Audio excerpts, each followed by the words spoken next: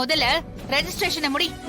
அதுக்கப்புறம் உன் மூஞ்சியை பாத்துக்கிட்டு உன் முன்னாடி நிக்கணும்னு எங்களுக்கு எந்த அவசியமும் இல்ல. இந்தா.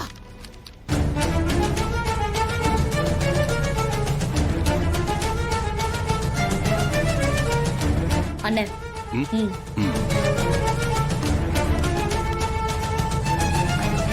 என்னங்க, ப்ராப்பர்ட்டி 50 லட்சம் ரூபாய்க்கு வர்த்தான செக் பண்ணுங்க. செக் பண்ணணுமா? இது எங்க வீட்டோட டாக்குமெண்ட். கோடிக்கும் மேல வரும்.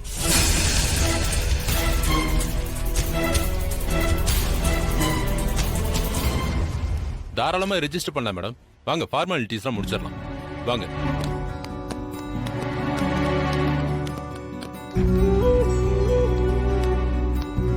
கதிரு, இப்ப சந்தோஷமாடா? ஏன் அத்த, எங்களுக்காக வீட்டு பத்திரத்தை கொடுக்கறது ஒரு மாதிரியா இருக்கு. என்ன ஒரு மாதிரியா இருக்கு? நெகட்டிவா எதுவும் யோசிக்காம நீ அமைதியா இரு.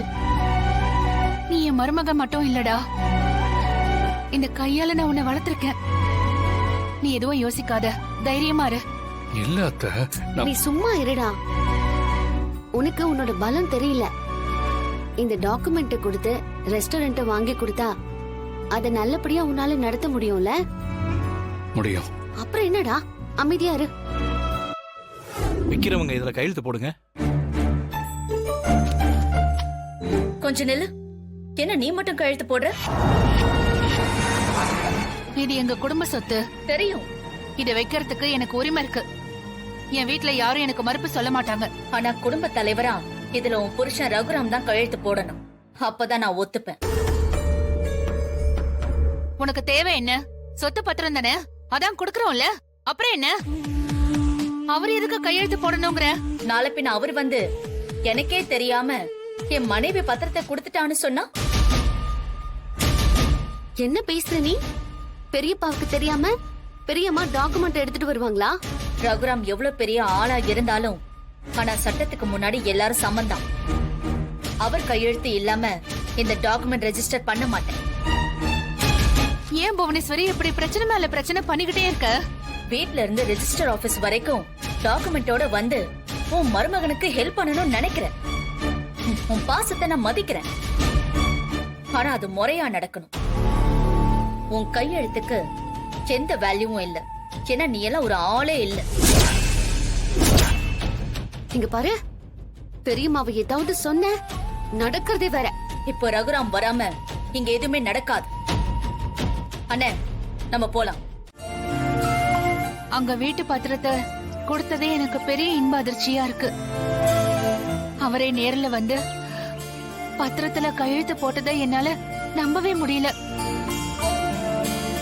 பெரியம்மா, இத கனவு மாதிரி நினைக்காதீங்க. வேணும்னா கிள்ளி பாருங்க.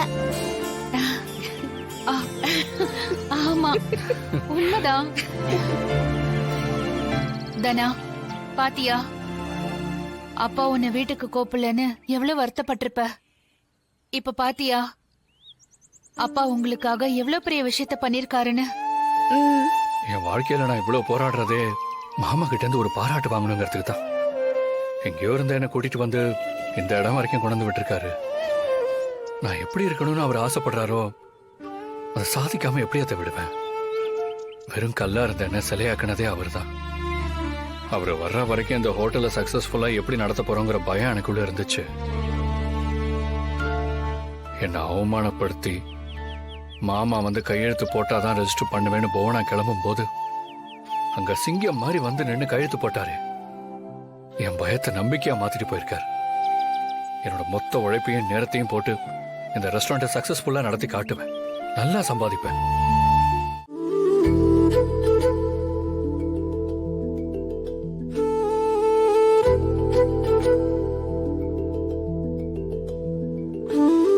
கடவுளே, நான் உனக்காக கடுமையா விரதம் இருந்து இதை ஆரம்பிக்கிறேன்.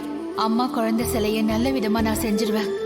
என் புருஷனுக்கு மட்டும் எந்த கெடுதலும் வராம பாத்துக்கோ. அவருக்கு எந்த ஆபத்தும் வரக்கூடாது. அவருக்கு ஏதாவது ஆச்சுன்னா நான் உயிரோடவே இருக்க மாட்டேன்.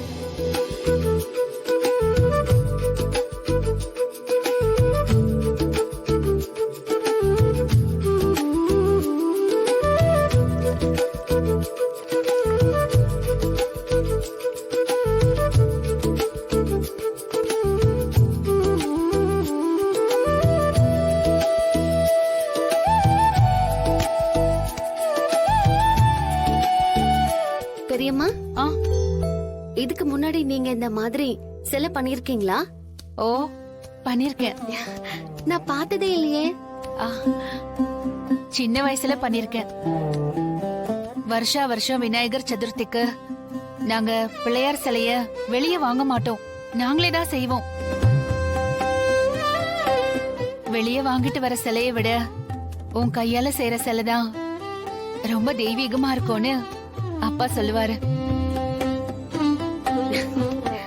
பெரியம்மா, பிள்ளையார் சிலைய ஈஸியா பண்ணிடலாம். ஏன்னா பிள்ளையார் எப்படி இருப்பாருன்னு எல்லாருக்கும் தெரியும். அதோட எப்படி செஞ்சாலும் பிள்ளையார் வந்து அழகா தான் இருப்பாரு.